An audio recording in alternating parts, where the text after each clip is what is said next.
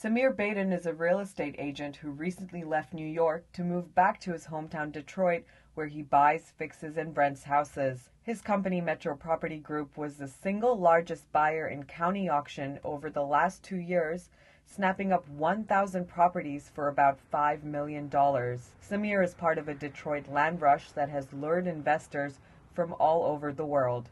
I think that in the next 5 years, Detroit will be the story of the nation.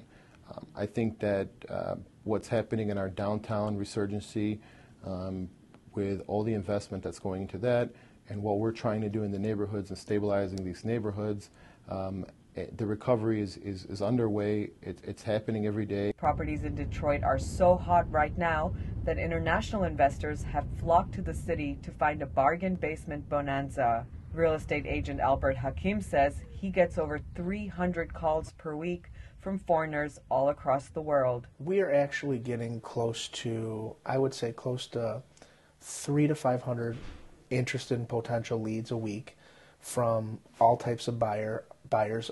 We're getting a big influx of the Chinese market right now and people from Asia and Singapore buying. I would say probably close to like maybe 10% of them are coming from over there. According to mortgage data firm INC, home prices in Detroit rose 7.2% in July last year compared to a year earlier. That's the city's biggest jump in over 12 years. But Albert warns that these house prices are actually artificially high. Because of the lack of inventory and because of the multiple offers on the properties, it is a false market. Because things that are listed for 500 are selling for 1,000. So the conception is prices are going up. Do I see the property and the values going up? Yes. There's a lot of influx of businesses going down to the city of Detroit. People are going to want to live in the city, in the outskirts of the city, and they're going to try to rebuild it. In a strange way, the new American dream can be found here in Detroit.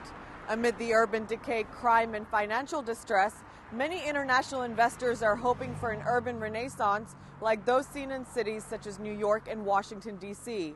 As they continue to buy one distressed property at a time, many are hopeful for a turnaround. Tracy Tannen, CCTV, Detroit.